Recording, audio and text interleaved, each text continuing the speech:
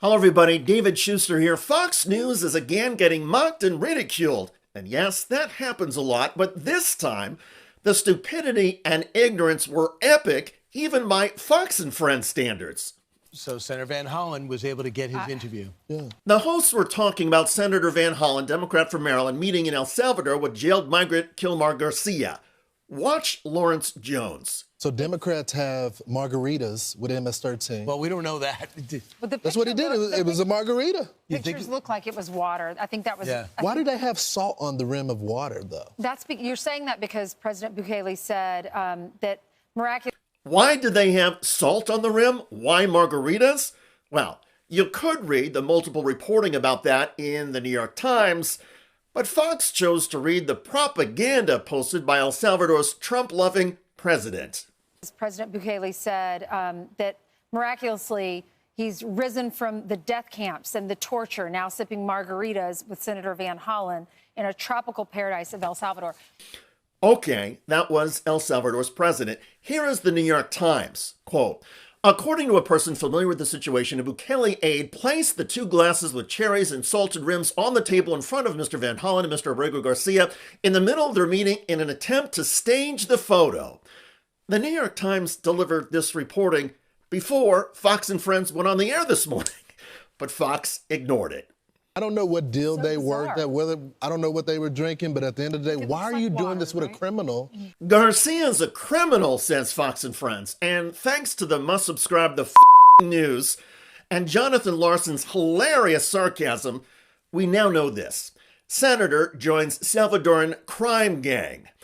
I'm going to read lengthy quotes from the news and cover some of this with copyright-free photographs, but one warning. Go to the bathroom now, because when I first read these passages earlier, I laughed so hard I nearly peed myself.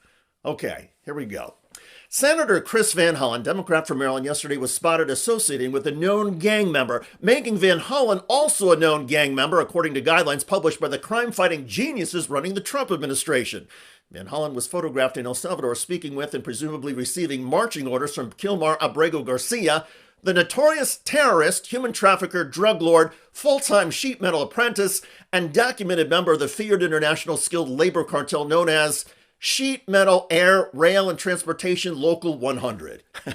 The two men can be seen looking at each other and making eye contact. Recognized techniques used in planning prison escapes, drug smuggling, and trafficking sweet, innocent, darling little baby girl angels. The photograph shows Abrego Garcia and Van Hollen posing with 3 glasses of water known in gang circles as Tren de Agua. Van Hollen appears to be wearing a jacket and long-sleeve shirt. Common gang methods for concealing gang tattoos such as Mother and the Michael Jordan logo. Earlier in the day, Van Hollen made multiple attempts to break into the prison and liberate Abrego Garcia. Van Hollen was stopped by law enforcement but managed to escape. Abrego Garcia's gang association affiliation membership leadership is undisputed based on the rigorous U.S. law enforcement guidelines for how to tell who's in Tren-de-Aragua, which presumably can also be applied to MS-13.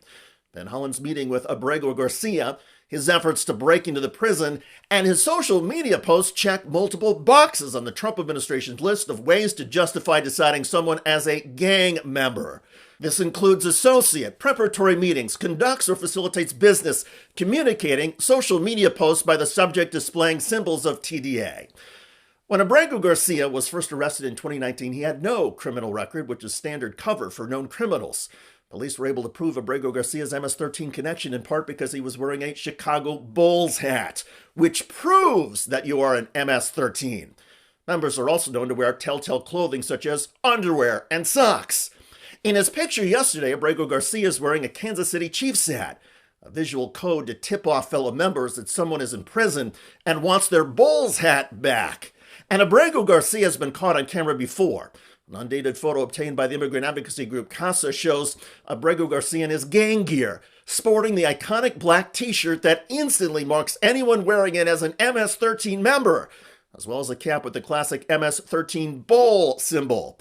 He can be seen laughing savagely as he ruthlessly attacks a younger gang member. A metallic inflatable 3 appears in the foreground, street shorthand for 13. The gang member seen with Abrego Garcia appears to be a member of the rival Tren de Aragua, as its train insignia, Tren in Spanish, is clearly distinguishable in multiple places on his onesie. Van Hollen's initiation into the vast MS-13 hierarchy has potentially huge implications. Van Hollen is already a known member of another criminal organization, the U.S. Senate, which illegally funds and supplies arms for criminal use around the world. The Senate already has 100 members, after expanding from the original MS-13 colonies.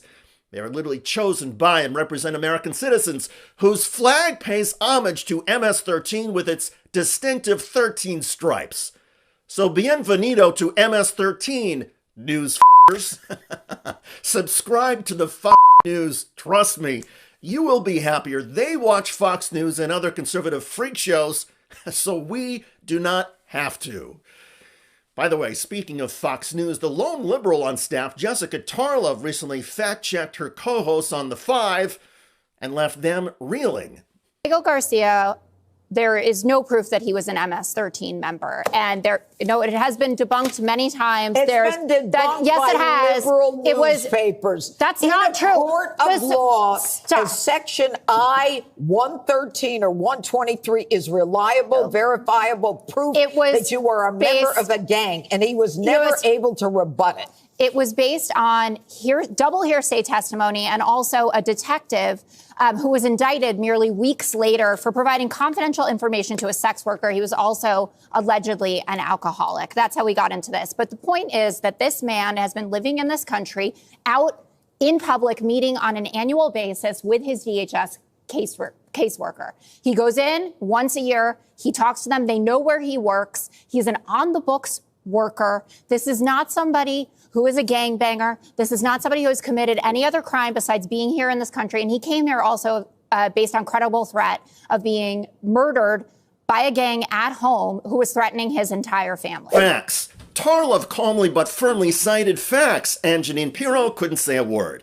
Under the Alien Enemies Act, you deserve due process. And that's what the Supreme Court ruled. And if you go back to World War II, when we were invoking this same act, that people who were here undocumented from Japan, from Germany, from Italy, were allowed to go into a court where they could argue that they weren't a danger to this nation. Abrego Garcia was not afforded that right to come into court and to argue as to why he should not be deported. And it is not the same thing to deport someone to their home country as to send them to a prison. Check out that video at the link below. It generated a lot of comments on YouTube. One of the most popular is from Catherine, who wrote, "What the F is happening to our country? I hate liars." Well, I look forward to reading your comments about the latest nonsense from Fox and Friends, ridiculed in hilarious fashion by one of my favorite daily newsletters, the News. I'm David Schuster. Thanks for joining us.